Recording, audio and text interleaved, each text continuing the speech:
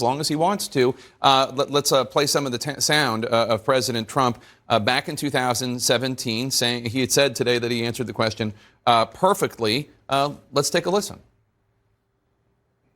Neo-Nazis started this. They showed up in Charlottesville. They showed up in Charlottesville to protest. Excuse me. They didn't put themselves down as neo, and you had some very bad people in that group. But you also had people that were very fine people on both sides. Now, elsewhere in those remarks, the president did condemn neo-Nazis and white supremacists. So he's not saying that the neo-Nazis and white supremacists are very fine people, but he is saying people protesting alongside those neo-Nazis and white supremacists are very fine people.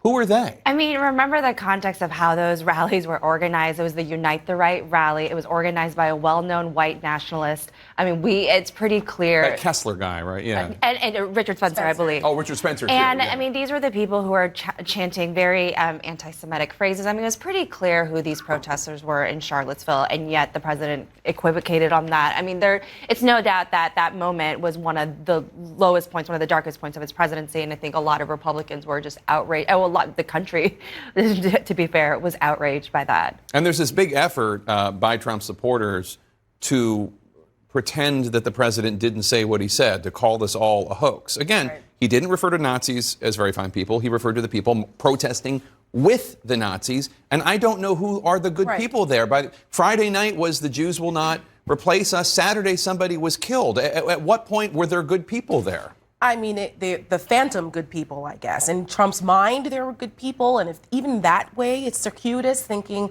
well, why would you even want to be a part of a Unite the Right white supremacist rally? At what point did these good people decide maybe we shouldn't be here because there's tiki torches and chanting blood and soil and Jews will not replace us? It's ridiculous. And to be honest, there's a lot of people that don't want to relive Charlottesville. And yet the president can't seem to let it go. And because again, it speaks to his character and how he feels about this, he continues to play footsie with this white supremacist element that has been unearthed here. And he refuses to unequivocally condemn it in ways that if he answered it so perfectly, we wouldn't be here talking about this today. He consistently does this, and Republicans don't want to see that. They're horrified every time he brings it up. Why would you want to bring up a low point in your presidency? And Paul, well, Joe Biden brought it up. He's just taking the bait. You're a son of the South, so I want you to respond to President Trump. Here he is praising Confederate General Robert E. Lee. They felt very strongly about the monument to Robert E. Lee, a great general. Whether you like it or not, he was one of the great generals. He was a general that led a treasonous rebellion and fought for the right of people to own African Americans as slaves. That's what he is.